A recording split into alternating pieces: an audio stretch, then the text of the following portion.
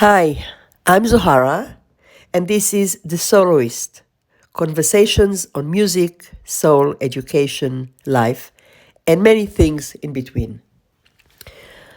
Piano and I have been together for many, many years. I know many layers and many facets of how it feels to play the piano from within. How do I feel when I hear beautiful harmony? How do I feel when I make mistake? How do I feel when I manage to practice something and to overcome a hurdle or overcome a technical problem? How do I feel when I manage to dissect a technical issue or any other challenge into small steps and bring them to maybe improvement at the beginning and then to accomplishment and then to mastery? And many more. I know how it feels to play with the different colors and shades of the sound that the instrument can perform. I know how it feels to detach myself as I'm listening and to let my imagination, my heart go different places.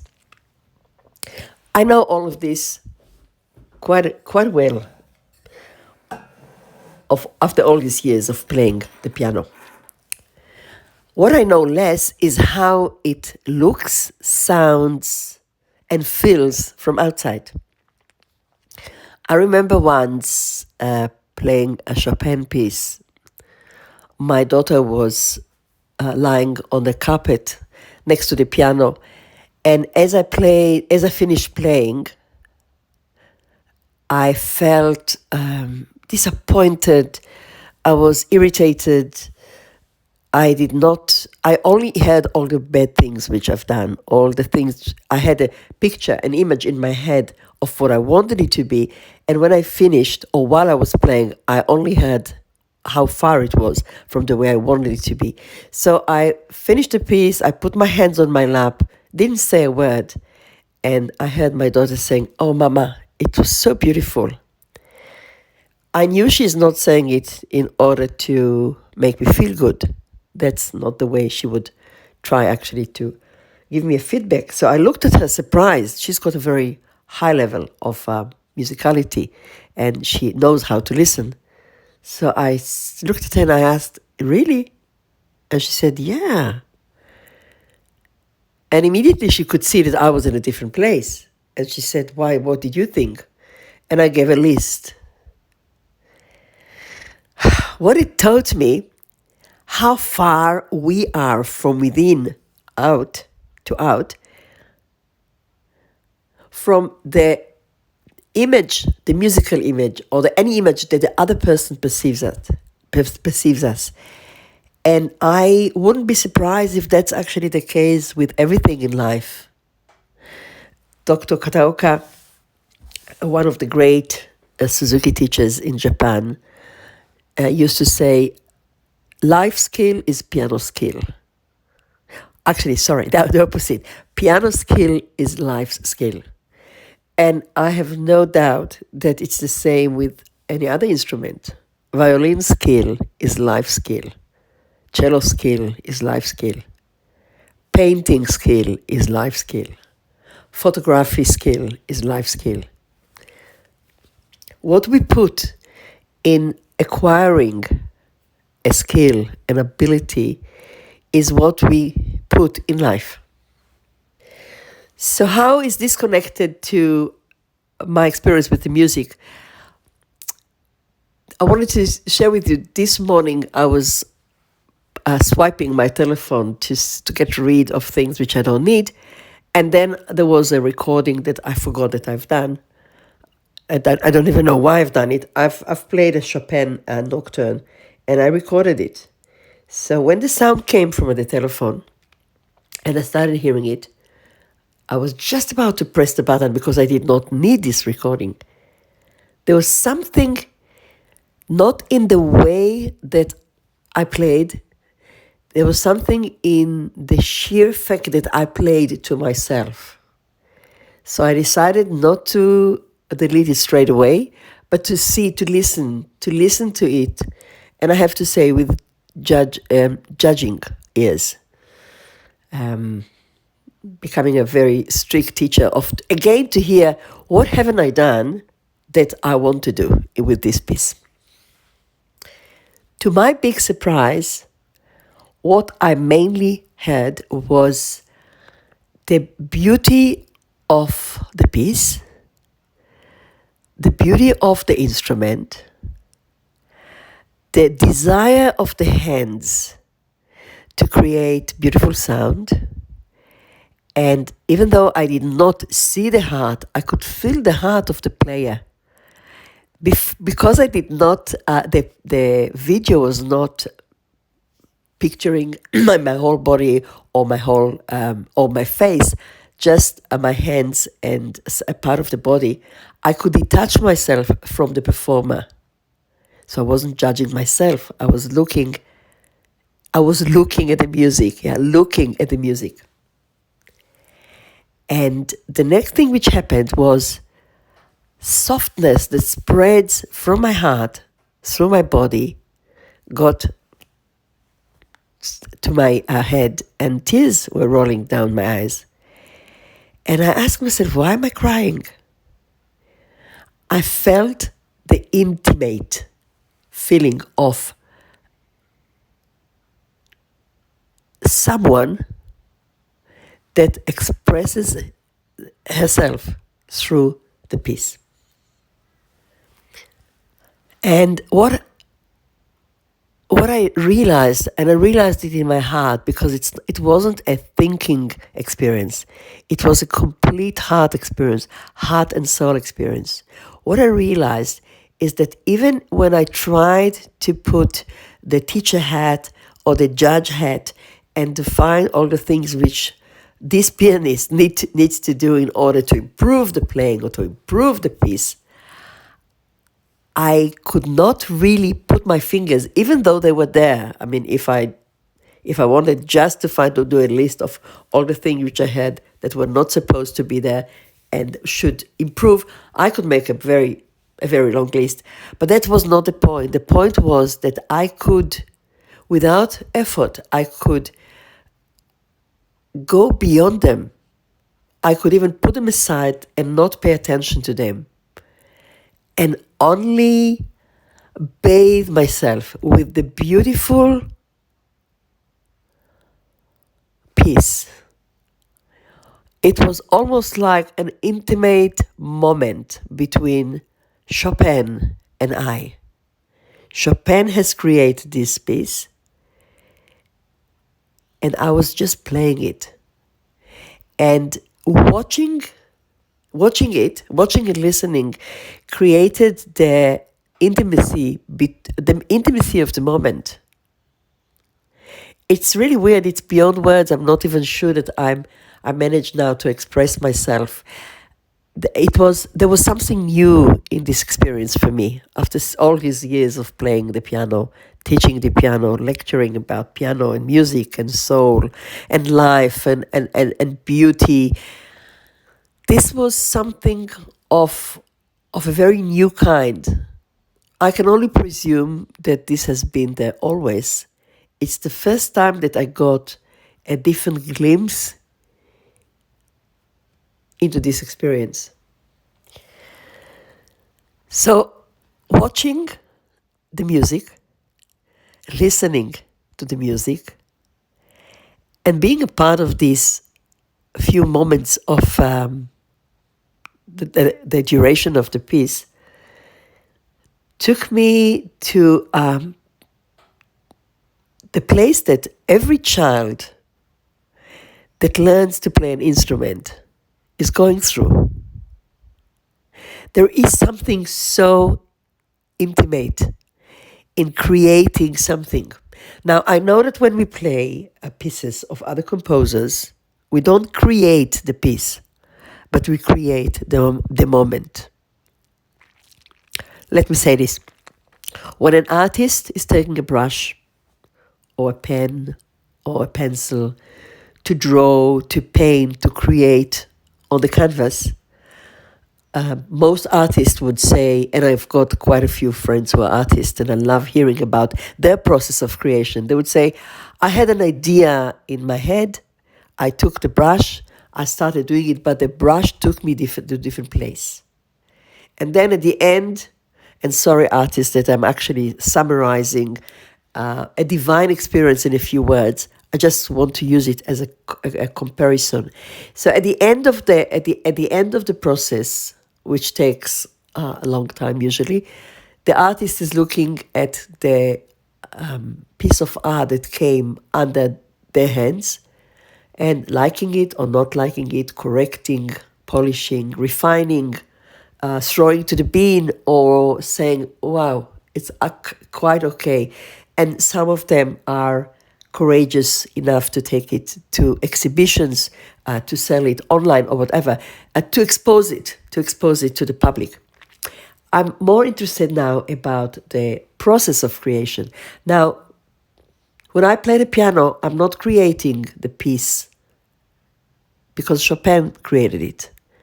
Beethoven, Debussy, the great composers before me have created them. So what am I doing? I'm giving life to the piece every time I touch it. Sometimes it's life which I appreciate and like. I think, oh, that was quite okay. And sometimes a piece of life which I don't have much sympathy or empathy towards. But every time a musician is making music, there's a new creation happens in the world. The moment of putting the fingers, in my case, on the keys, pressing them, stroking them, loving them, hating them, being angry at them, being frustrated at them, this moment is the expression of life. And I'm sure the same happens when a violinist takes the instrument and the bow, and so with other instruments. So one of the main things which I love now about art is teaching it. Teaching children from a very young age,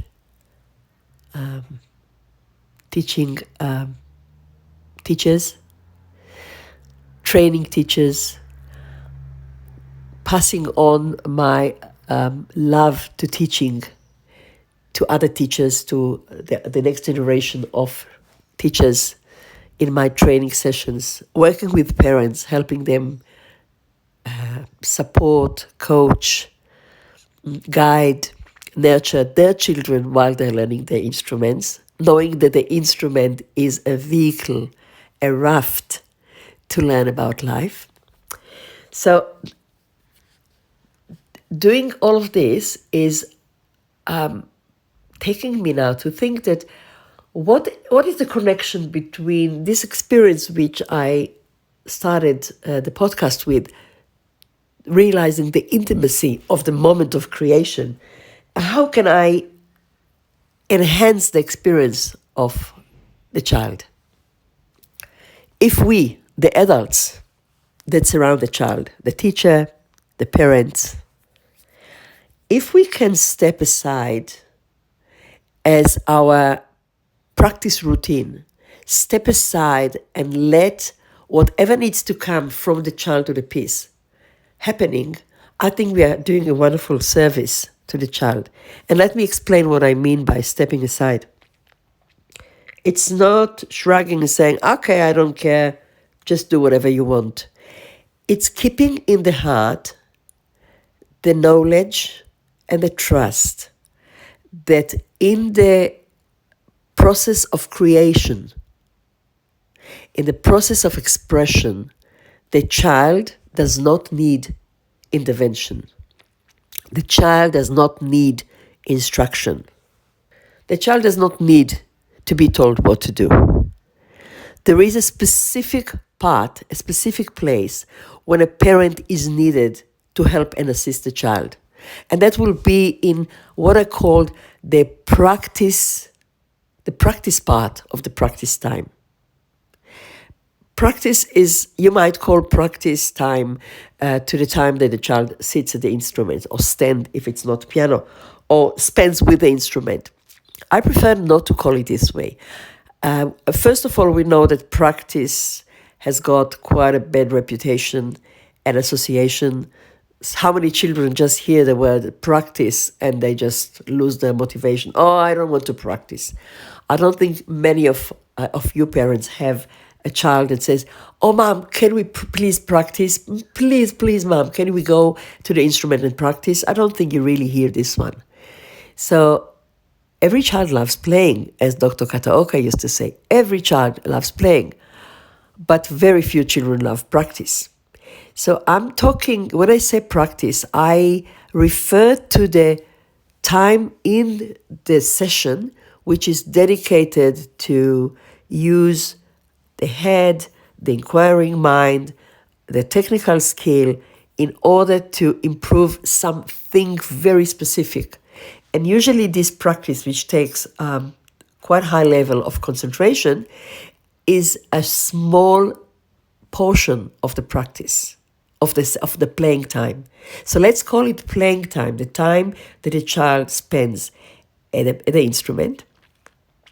And the time that the child is concentrating on something, I will call it practice time. That's the practice time. So in my case, there's a piano time and there's a practice time within the piano time. So in the practice time, the child will need your help, parent. The child will need your help in order to remind the child what she or he needs to practice, maybe to offer some steps that the teacher was working in the lesson, and maybe just asking the right questions. Do you think, have you had such and such, or do you think that the sound, did you get the sound that you wanted? How did it feel in your body? Asking questions, invoking the answers to come from the child. And then, when this practice portion is over, this is the time when you need to step back. And step back just means sit back in your chair or in your armchair and just allow what comes from the child, the creation process, to happen. And you might even close your eyes, so if there is some judgment in your eyes, it won't convey to the child. Just immerse yourself with the thought that my child is creating something. It's not about if I like it or not. It's about me observing the child, watching what the child is doing, allowing the child being very intimate with this art, with the art of music. And I would even add and say that if the child is asking you to leave the room, then leave the room. Let the child be in this intimate relationship with the instrument while you're not there. But if the child does not ask you to leave the room, then stay. Stay and be like a fly on the wall. Sit there with all your heart, but don't take any space. Let the space around the child occupy every moment of expression. And this leads me to talk about competition. Competition in art. Competition in music. And I do know that I'm going on a limb here. But nevertheless, that's my raw honesty. I invite you to think about the nature of competition in relationship to music. And to ask yourself, what is really the benefit of competitions in music? I've looked at children going to Stedfords, to competitions, and I had to be honest with myself to come with conclusion that I not just endorse competitions, I feel quite strong against them. And now I don't want to generalize and to talk about all levels of competitions. I'm not talking about things which I don't have an immediate hand in it. I will talk about what I see happens to children in the range of ages that I teach.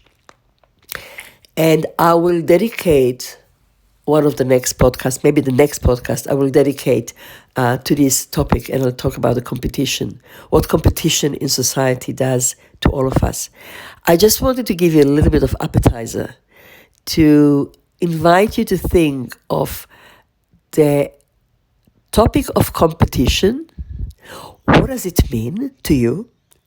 How you endorse, or maybe you don't endorse it? And what do you think we can offer in this new world that we are creating? Because there's no doubt, I believe, that in most of us, that we are in the process of creation of a new world. And it's quite an exciting time from this aspect, because we are invited to think, what do I want to see in the new world? And it encompasses all areas of life: education and art and relationship and politics, and mainly our relationship to the environment, to the earth, to each other. Let's go back to competition. When we think of the topic of competition, what do you feel towards this topic? And what do you feel? Not what were you taught to feel, not what the society is telling you about competition, not even what your mama and papa taught you about competition. What do you feel about competition? What do you think competition is leading to? And do we need competition, competing with each other? So we talk more in our next podcast. And a couple of announcements. I'm going to offer an online course for parents. This is, the name is Nurtured with Love, Parents First. This is a 6-week online course that will start on the 16th of July. It will run for 6 weeks. So we will have 6 sessions plus 3 bonus calls of Q&A and review. The course will cover topics like nurture and nature, environment, and how could parents contribute, create, and change the environment. We will talk about building of character, how to help our children become noble human beings. We will talk about the connectedness between the learning program and how our children handle their lives. It's not about the music, it will be about the whole child. If you are interested, did I say the beginning of the course? Maybe I did not. I'll say it now. It starts on the 18th of July. 18th of July in Australia time, which is the 17th of July in USA time. The course will be, it will be for all parents who are parents. It will be for all parents who are learning the Suzuki method. It will be for beginners, parents, old parents. It will be for parents who are interested about the Suzuki method. It will be also for parents who are quite intrigued by the idea or the philosophy and method which are connected. If you want to learn more, please visit my website, www.zohararotem.com. And a week after this course starts, I will be giving a course for teachers. And the topic will be how to help the parents. So how to nurture the parents in the program. More details you can find on my website. Feel free to visit there. If you like, if you like the podcast, please share it with your friends. I'd appreciate it a lot if you can leave feedback on iTunes, as it helps me to grow and share it with more people. Stay safe. Be well. Lots of love.